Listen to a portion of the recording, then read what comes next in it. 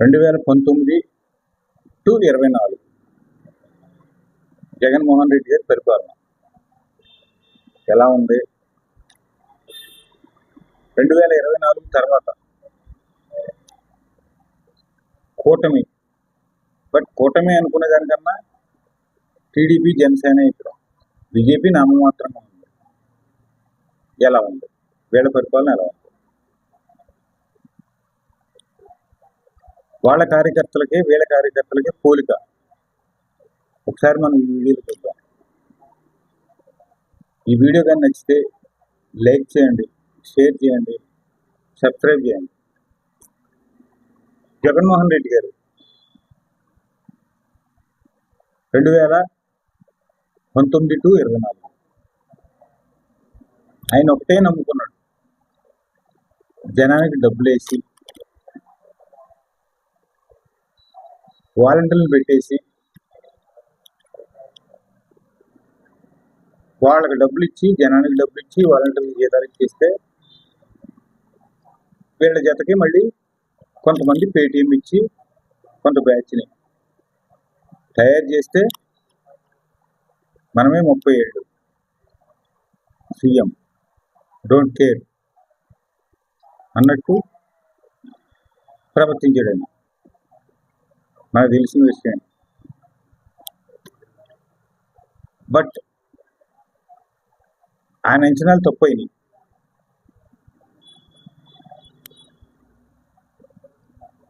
నిజంగానే జగన్మోహన్ రెడ్డి గారు జనానికి మేలు చేశారా, కీడు చేశారా?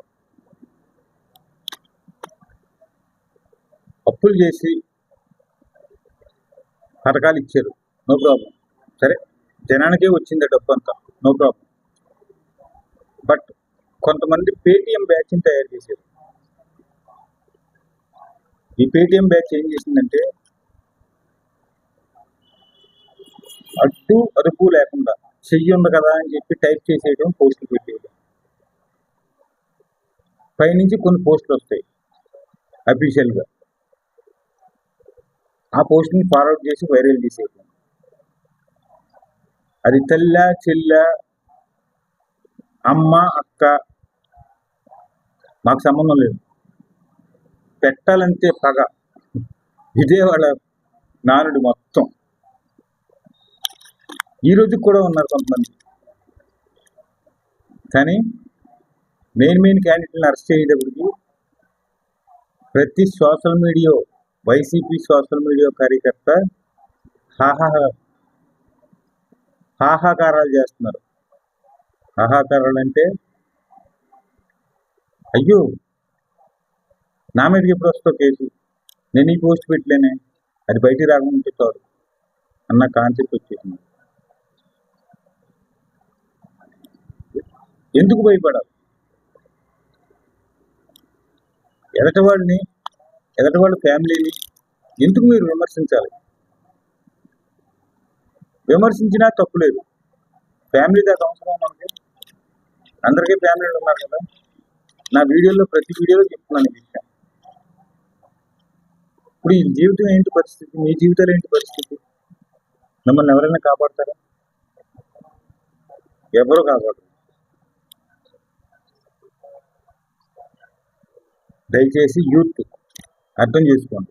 మీ భవిష్యత్తుని దృష్టిలో పెట్టుకుని భవిష్యత్తు మీద, కెరీర్ మీద ప్లానింగ్లు చేయండి. అంతేగాని ఒకళ్ళు తిట్టడం, ఏ విధంగా తిట్టాలని ప్లాన్ చేయండి. తప్పు ఎప్పుడైనా మన మేడకే చుట్టుకుంటుంది. ఇది జగమెరిగిన సత్యం, గుర్తుపెట్టుకోండి.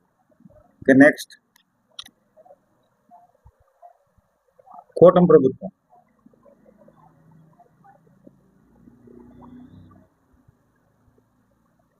దాదాపు 6 నెలలు అయింది. సూపర్ 6 పథకాలు ఇచ్చారు. సూపర్ 6 పథకాలు ఇచ్చి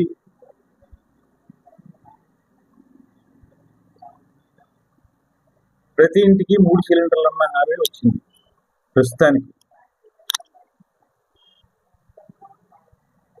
అంటే ఇంకా 5 హామీలు ఉన్నాయి. ఈ 5 హామీలు కూడా మెయిన్. సరే, ఉచిత బస్సు ప్రయాణం యావరేజ్ ఉన్నా మిగిలిన 4 హామీలు జనానికి ఉపయోగపడేవి, జనానికి సంతృప్తి పడేవి.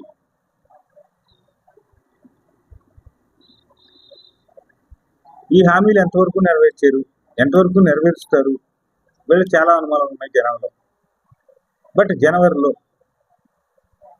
నాకు తెలిసి 2 హామీలు అమలు అవ్వబోతున్నాయి.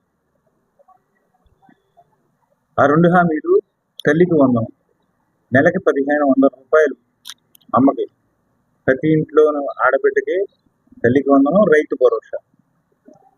బట్ రైతు భరోసా అంటే అన్నదాత సుఖీభవ, ఈ గవర్నమెంట్ పెట్టిన పేరు. రైతు భరోసా అని చెప్పి గత గవర్నమెంట్లో జగన్మోహన్ రెడ్డి గారు పెట్టిన పేరు. గత గవర్నమెంట్కి ఈ గవర్నమెంట్కి తేడా ఏంటంటే, బటన్ నొక్కిన తర్వాత నెలకు పడద్దా 2 నెలలకు పడద్దా అది ఎవరికీ తెలియదు. బట్ ఒక పథకం అమలు చేసినప్పుడు ముందు డబ్బులు పడిపోయిన తర్వాత ఆ పథకానికి బటన్ నొక్కుతున్నారు ఈ గవర్నమెంట్. అంతవరకు సేవ్, అంటే క్లారిటీగా ఇస్తున్నారు. గత గవర్నమెంట్లో బటన్ నొక్కడం కోసం మాత్రమే సభలు పెట్టేవారు. విమర్శలు ఆపేసి మీ మైండ్లో ఏమొస్తుందో, మీరు ఏమనుకుంటున్నారో బూతులు కాకుండా గవర్నమెంట్ని విమర్శించండి, నో ప్రాబ్లం. కానీ ఎవడో స్క్రిప్ట్ పంపించాడు, దాన్ని ఫార్వర్డ్ చేస్తే నా ఖర్చులకు ఏదో 10 రూపాయలు వస్తాయిలే అన్న ఫీలింగ్ ఉంటే మాత్రం ఇదిగో చూడు, కార్తీక మాసం మొత్తం ఎక్కడ కార్తీక మాసం చేసుకున్నారో భోజనాలు, కార్తీక వన భోజనాలు చేసినట్టు చేసుకుంటున్నారు జైల్లోకి వెళ్ళి. కార్తీక మాసంలో సహజంగా భోజనాలు ఎక్కడ చేస్తాం మనం? ఏదో ఫంక్షన్ పెట్టుకుని వన భోజనాలు చేస్తాం. కానీ బ్యాచ్ మొత్తం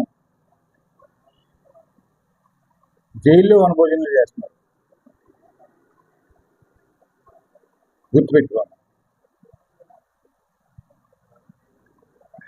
రేపటి నుంచి మళ్ళీ ఒక చట్టం కూడా తయారు చేస్తున్నారంట. చెయ్యాలి, తప్పదు. ఎందుకంటే ఎవడిష్టం వాడు అల్బర్ మాటలు, వాళ్ళ ఇష్టం ఎంతో ఈ కర్మ ఎప్పుడూ లేదు. గత 5 సంవత్సరాల నుంచే మొదలైంది దౌర్భాగ్యం. అంతకుముందు విమర్శించేవారు, ఎంత విచ్చలవిడిగా లేదు, పీక్ వెళ్ళిపోయింది. ఎవరి వల్ల అంటారు? జగన్మోహన్ రెడ్డి గారు ఇచ్చిన భరోసా కాదా ఇది? నేనున్నానే, ఇష్టం చెలరేగిపోండి, ఆఫీసుల మీదకి వెళ్ళి కొట్టుపడి తప్పండి, నేను చూసుకుంటా.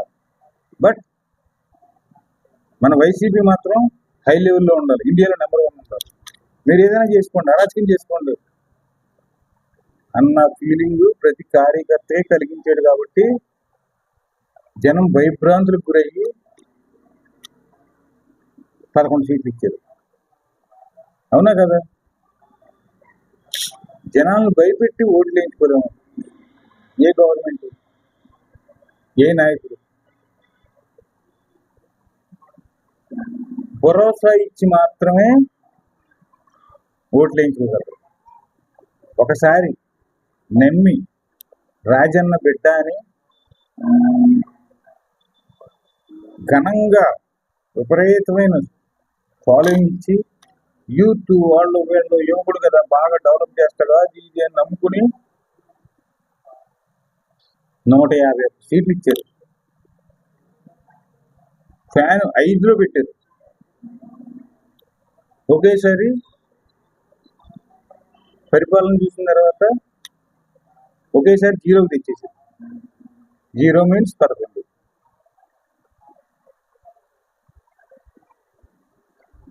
ఇక్కడి నుంచి అయినా జగన్మోహన్ రెడ్డి గారు పగడ్బందీ విమర్శలతోటి ప్రభుత్వాన్ని టార్గెట్ చేస్తే ఖచ్చితంగా అవకాశం ఉండొచ్చు. లేదు, జనాల్లో మాస్ లీడర్గా నిలబడవచ్చు. మళ్ళీ సార్ నాకు తెలిసి మళ్ళీ సార్ కూడా ఈయన రాడు. ఎందుకంటే ఈయన చేసిన పాపాలు చాలా ఉన్నాయి.